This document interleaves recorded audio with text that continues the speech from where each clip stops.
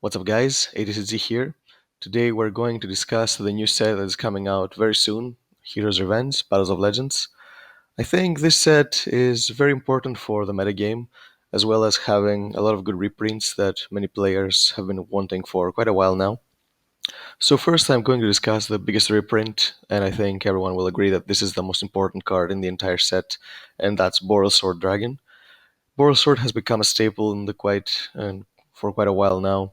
It's a card that allows you to OTK in any deck, and it has immense power, and it gives and raises the ceiling to in any deck that can bring out four monsters that can push for game in one single turn. It's been a card that's staying like 60 to 70 euros for quite a while now, and now it'll be even lower. It'll be like lower than 30, so more people can have access to it.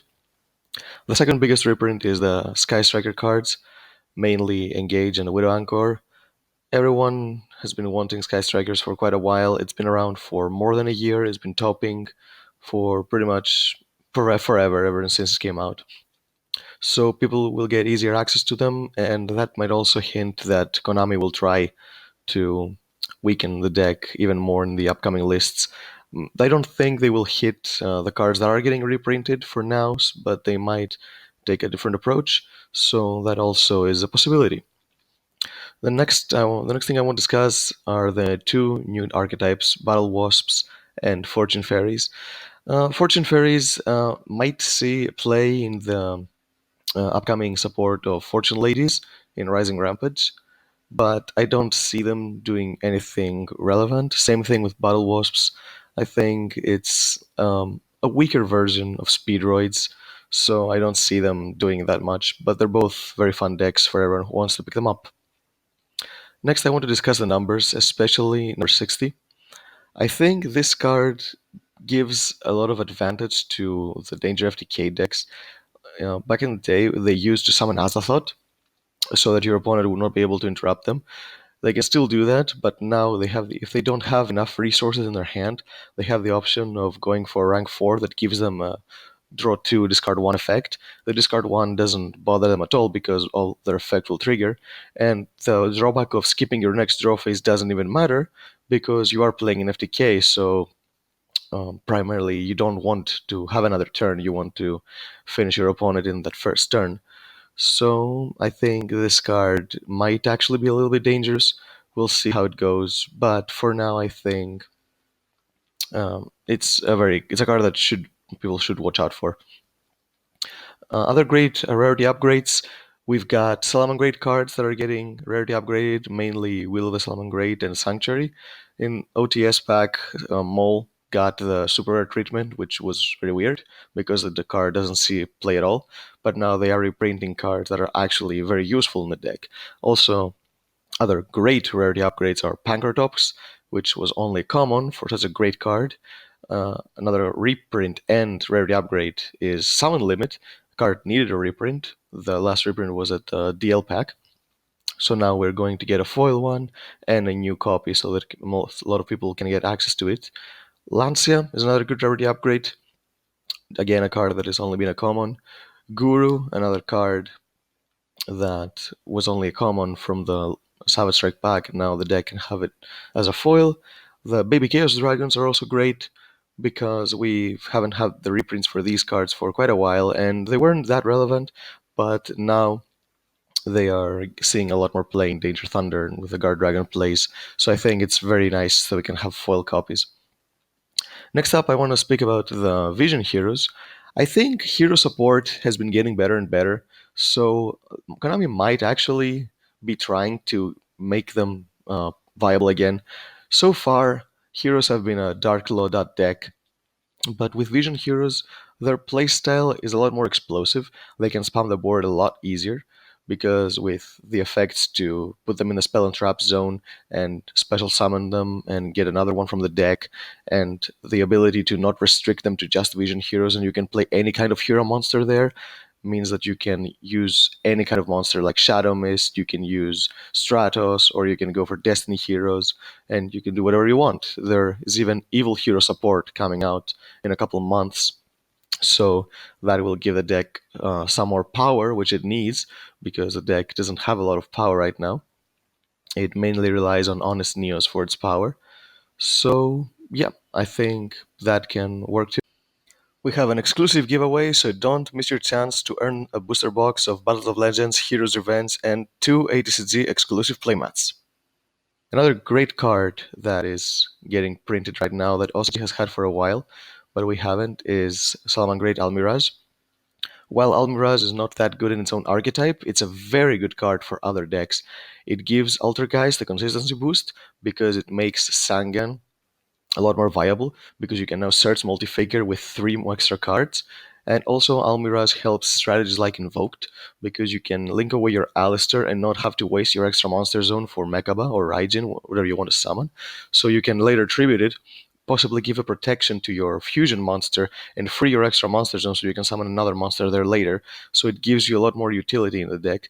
And there are other decks that can use it, which I'm not going to mention because they're not very, very viable. I just mentioned the 2 that are going to utilize this card more.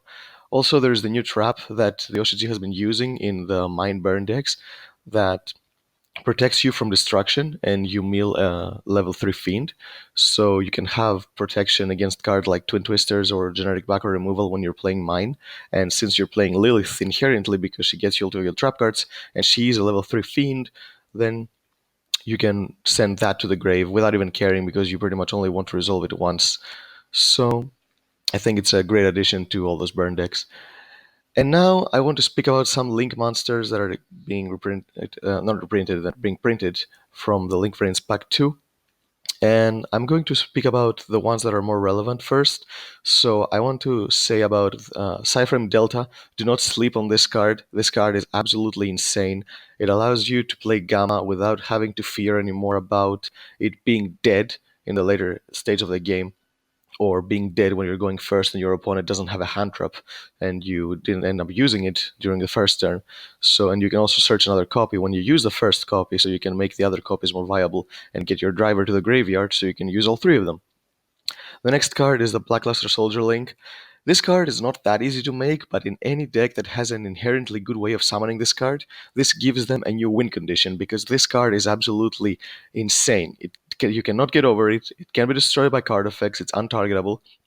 And it can also gain the effect of increasing its attack points by 1500 when it destroys a monster by battle. So it also rises to 4500, which is insane. Only Utopia the Lightning can get rid of it. And I think the other 2 effects are not that relevant, but this effect, combination with the other 2, if you can use a level 7 or higher monster to summon it, then you pretty much have a win condition right there on the board. Another card that has been hyping the deck of Maggie Bullets. Magical Musketeers were hyped when they first came out. They didn't do anything. Now they have another chance with Max. Max is a very good card. It can potentially give you a +5, either summoning 5 monsters from the deck or adding 5 cards. Very good card. A combination with the Word Legacy Awakening Trap. You can use it during your opponent's turn because Max is only good going second, but Maggie Bullets is a deck that wants to go first, so that covers that weakness as well. Traptrix Serra, very good monster for Traptrix. It gives you board presence, it gives you recovery, something that Traptrix never had once they used all the trap cards, and that was what they had. Harpy Link. Conductor is a very good card for Harpies because it gives the deck some more utility. When you bounce your dancers, you can bounce your opponent's monsters as well. You can protect your Harpies while popping your own back row, so you can trigger cards like Hysteric Sign or Alluring Mirror Split.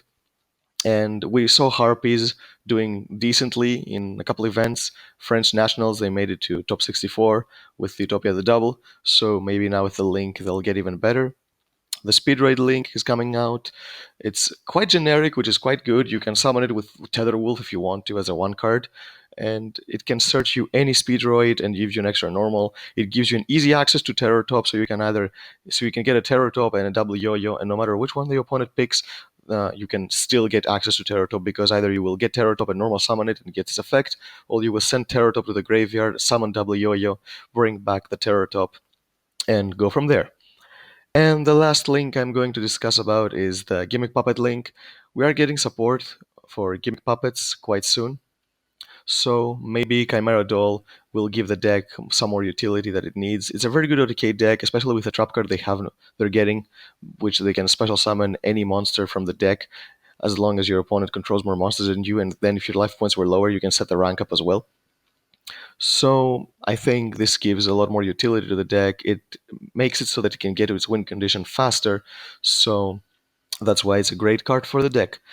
So yeah, I think this is a great set. I'm starting to think that the community might not like the deck as much as it should, because the prices are very low for pre-sale season, of course. But I don't see it. But I don't see the reason why it is not a loved set by the community, because it has reprints as foils like of the Shadows, which we never had foil print before. It has Necrocycle, which now makes it so that the whole Necros deck is foil, which is something that players are complaining about for quite a while now. And it has a lot of good reprints, a lot of good rarity upgrades. The new archetypes are a bit mediocre, but the new Vision Heroes are great. We get a lot of Link monsters from Link Race Pack 2, and we're still missing only one monster from Link Race Pack 1, which is Needle Fiber, so we are catching up to the OCG, and we eventually will get there. So yeah, I think you should watch out for this set, pick up all the cards you want. I suggest, if the prices are very low like they are now, I think you should pick up what you need very early, because once it starts having an impact on the meta, then you will pretty much see that the prices will go up, because that's what always happens with Battles of Legends. The prices are very low at the start, and when the set goes away after a couple of months and the cards still see play, then the prices skyrocket. So, yeah, that's it for this video, guys. Thank you for watching. See you next time.